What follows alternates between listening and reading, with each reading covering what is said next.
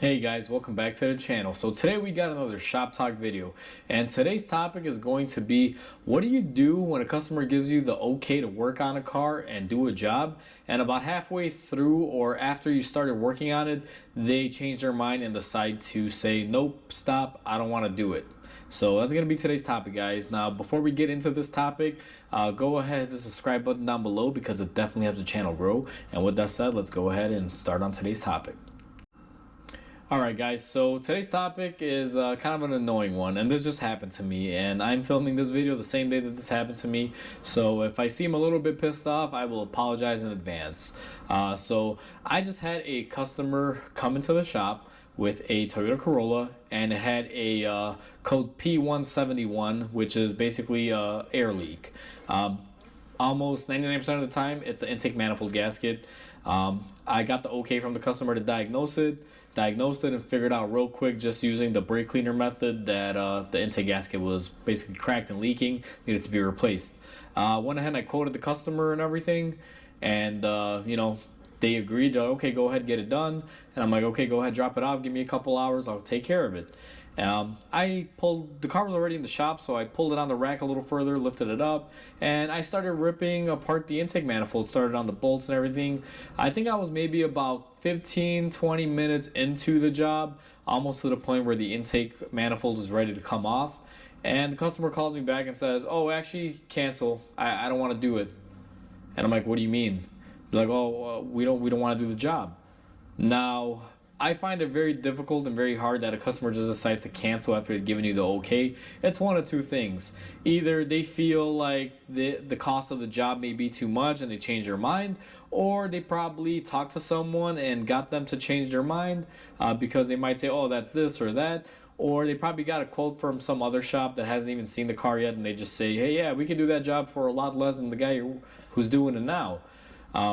But it gets to a point, guys, where if you give me the okay and I'm already working on your car, it becomes a little bit of an issue. Now, let's say the customer gave me that okay and the car was sitting outside and I hadn't touched it, and they call me back and say, hey, I don't want to do it. Hey, go ahead, come on in. Just pay me for whatever diagnostics I did to the car and take your car. It is not a problem. I don't really hold anything against anyone when that situation happens. But if you gave me the okay and it's been, let's say, about 20-30 minutes or something like that, and the car's been in the shop being worked on for that amount of time, and you decide to cancel, and I'm pretty much right there, and the car's halfway through or about 25% of the way there, and you call and cancel, it's going to be an issue because here's the thing, guys. Sometimes when you open up a job and you're that far in, one of two things can happen. Either you can put it back together and it'll go back together without an issue, or you tore it apart and now let's say the gasket is in 100 pieces and you can't put that gasket back, so you're gonna have to proceed forward and do the job no matter what, because you can't put it back after you took it apart because whatever you took off is just can't go back on. And it's happened to me in both scenarios. I've had customers give me the okay, I start working on it, let's say I'm about 15% of the way into taking whatever I'm supposed to be doing off, and they just say stop, cancel, and I'm like, okay, well, I got this amount of time into it now, it's already being torn apart. You can either pay me for the tearing it apart and putting back whatever I have to put back so far, or you can just go ahead and proceed with the job. And they'll say, no, just put it back, I'll pay you for whatever. Okay, so then I bill them for whatever time I just did on the car. And then there's a scenario where you can't put it back together, and then it's like, what do? You're gonna have to fix it. You're gonna have to pay for it. Like, there's no ifs, ands, or buts about it. And in this Toyota sense, guys, it was at a point where the intake manifold was basically hanging off the car and just needing to be pulled off so I can clean the surface area and replace the gasket. And what I think happened is they called around, and I guess they got some shop on the phone that said, oh yeah, I could do that job for like whatever, let's say $20 or $50 less than I am able to do it or whatever. And here's the thing, guys. Be careful when that happens, because unless the mechanic has the car in front of him, it's gonna wind up, being an inaccurate quote. Like, I try not to give out a lot of quotes over the phone. I prefer to see the car, mainly because you never know what you're dealing with. If you give a quote over the phone and let's say you tell someone $100, but the car's rusted and you got to fight to get the part off, it's not going to cost you $100. So it's always better to see the car. So I guess the shop gave them a blind quote, and it was like, I think it was like $35 less or something like that. I didn't even do the math. It was just something so stupid that it wasn't even worth doing the math on. And she basically says, yeah, I want to cancel. I'm like, well, here's the thing. I'm like, you gave me the okay. The car's torn apart. I'm about 40% of the way there. I already got the intake off. It's hanging. You're at a point where I can't put it back together because this gasket is cracked up. And then she proceeds to tell me, well, this other shop can do it for, this much money. And I was like, okay, so I'm like, clearly this is an issue of remorse on your end. I'm like, so these are your options. You can stop right now, and I'll charge you for whatever amount of time I have on the car, plus the diagnostics. Because you got to remember, guys, if I diagnose it and you do the work, I'm not charging you for the diagnostic. But if you don't do the work and I diagnose your car, there's going to be a diagnostic involved. And if you tell me to stop working on your car and I don't follow through on the job, well, guess what? Now you're going to pay me for the time that I have in it, plus the diagnostic. Because, just how you're basically making me go through a headache, like you're not going to get off scot-free. In that scenario, you're liable for diagnostics plus whatever time I have into the car if you're stopping me halfway through. And that's what I told this lady. I'm like, so these are your options now. Like, I don't know what other shop is charging you or what the difference is, but it's going to be one of two things. Either you let me finish the job and I get it done and you pay me, or I stop right now, I cannot put the car back together, you're going to owe me diagnostics plus whatever labor you owe me for getting the car this far, and you're going to have to call a tow truck to come pick the car up because I can't put it back together with the old gasket, plain and simple. And then she's like, what do you mean this and that? And I get a call from her husband. She's like, my husband's going to call you. And I explained to the husband what's going on now. Thankfully, this may sound horrible, but the husband was a really calm person, didn't get aggravated. I explained to them the situation, and I told him what was going on. And he's like, okay, Mike. He's like, I completely agree with you. He's like, let me talk to her, and we'll go from there. And I guess the husband explained it to her, and then they both actually wound up coming into the shop. Because I guess they didn't believe me, or she didn't believe me, or he, whatever the case was.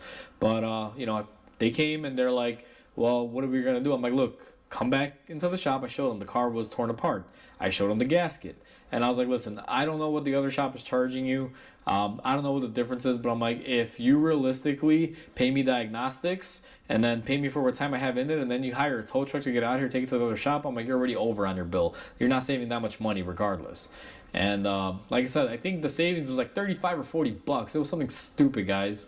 It really pisses me off because like people will try to save a buck or two and not realize how much damage they'll be doing to themselves. Because if that lady towed the car out and paid me for everything, she would have been probably like overpaying by $100 at least for the job. Or she might have gotten to that shop if she did pull it, and then they might have said, oh wait, no, now we gotta charge you more because of this and that, or I can't do it right away, it's gonna take like a week. Like, you never know what the outcome is. If it's already in the shop and that shop is giving you their word, if you pull it out, you're going to an unknown variable. That's all I can say to that. So like I said, they were here, I showed them. And the guy's like, okay, well, he's like, it's not really that big of a difference, it would cost more and this and that. So he's like, just go ahead and do it. And then the wife kind of got a little bit, I guess you can say, pissy with me, where she's like, oh, you're this. I'm like, listen, ma'am, I'm like, if you ever want to do anything with any mechanic, you should probably get a quote for more than one shop. Like me, if I want to buy socks, for example, I go to one store. If I feel that it's expensive, I'm going to go quote at another store and look at their socks. I'm not just gonna buy the first socks I see unless I really don't care and I'm okay with it. Now, my pricing on this, guys, was exactly where it should be. I basically have people running to me because of what I charge to do these, because I'm quite good at doing them and I can be really quick with it. So I only charge a few $100 to do it, instead of most places charging like $400 to $500 to do this job. So I don't know how this other shop was undercutting me. I don't know. I think they were just giving out a random price. I don't even think they looked anything up. But I explained to the lady, like I said, do your quotes and this and that, and you won't be in the situation. I'm like, I am actually like pretty cheap when it comes to doing this job as it is. I don't know how another shop is gonna be able to undercut me on it, but I'm like, whatever the case is, it is what it is. I'm like, you guys decide. I'm like, these are your options. And the guy said, go ahead and do it. Now, after the guy gave me the okay to do it, guys, I'll be honest with you, I felt a little bit uneasy about the whole situation and the job because if they're already, trying to pull the car out or telling me to stop, I figured maybe there might have been some money issue there or something. So what I told them was, all right, listen, I'm like, due to the circumstances that we're in, I was like, I'm gonna have you prepay for it. Now, I don't take prepayments on work, guys, because when you do a job, sometimes something can happen or break. You may need to add to the invoice or something of that nature. But in this scenario, the intake and everything was off. If anything would have broken, it would have had been broken already, or given me some sort of issue, which it hadn't. So I told them, all right, so you're gonna have to prepay for it, otherwise I'm not gonna start on it. And they were a little adamant, like, what do you mean? And I was like, listen, understand this from my perspective. I understand your perspective, now take it from mine. I was like, you guys told me to do it. I started working on the car. I had no issue. The car would have been done by now if you guys hadn't put a whole stop to it and thrown a wrench in the process. I'm like, you guys told me that you wanted me to stop. Now I feel a little bit uncomfortable. I don't know what the situation is, but I'm like, I would like for you guys to prepay because at the end of the day, you guys are the ones that threw the wrench in the process. It wasn't me. I would have had the car done by now and everyone would have been happy.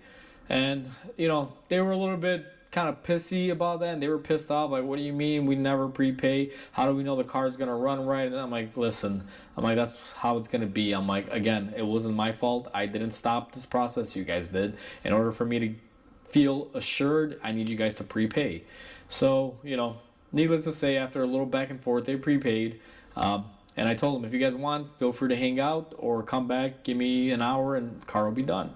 And then they're like, oh, we're gonna hang out. So, I come back here, finish the job, get the car running, and send them on their way, guys.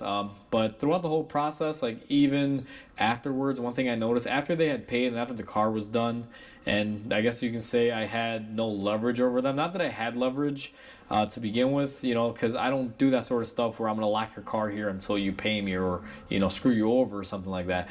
But all of a sudden they got a little ballsy, like, we're gonna never come back. And I'm like, listen, I appreciate your business thus far.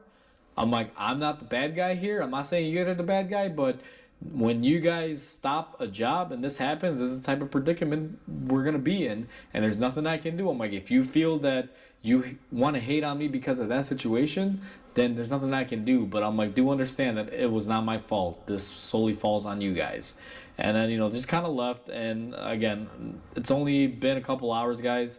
I'm still kind of pissed about it, but I haven't seen any recourse. I for sure thought I was gonna get like a crappy review or something, but I would have probably gotten it by now if that was the case. But you never know. We're gonna wait and see. But situations like this, guys, that like I said, piss me off because you always got to do your research and know. And I'm telling you guys, like, a lot of you may say, oh, I was probably like overcharging or something like that, and that's not the case. Trust me, I do this job because I've done this job hundreds of times on these engines, these little 2.4 liters. It's real easy to do it. So I know what they go for, and I get them done in and out. So to me, it's just it's just one of those situations. That's how I handle the situation, guys. If the car is able to be taken out of here, I'll put it back together, bill them whatever time they owe me, and send them on their way. And if the car can't be put back together, well, then you either got to pay me to complete the job, or you're calling a tow truck and you're getting a box of random bolts or whatever I took off with the car, and you're going to take it wherever you can, but you're still going to wind up paying me for my time. So either way, in this scenario, I will always get paid. I'm not going to bill them for the full job, but I'm going to get paid for whatever time I have invested in it. Whether you decide to stop the job or not, I will still get a payment. It's as simple as that, guys. And this goes for a lot of mechanics. If you do this to any mechanic, not just me, you will wind up paying, or it's going to become an issue for you, the customer, because most shops, we know how the law works and how things work. I even made a video how an old shop that I used to work for was able to claim ownership of a customer car that refused to pay. And that's a whole other topic. I already made a video on it, guys. But just my 2 cents on this topic. Obviously, I pretty pissed off at this because this just happened. But you live and learn. It is what it is. And in the end, we were able to finish the job. We didn't have any issue. Whatever the miscommunication or the issue was with the customer, there's nothing I can do to fix that. because like I said, there was no miscommunication. I gave them the pricing, they agreed and everything, they signed the quotes, so nothing I can do really. It was out of my hands at this point. But hopefully you guys enjoyed this video. Please comment, like, and subscribe. It definitely helps the channel grow. I hope you guys have a wonderful day, and I'll catch you guys on the next video.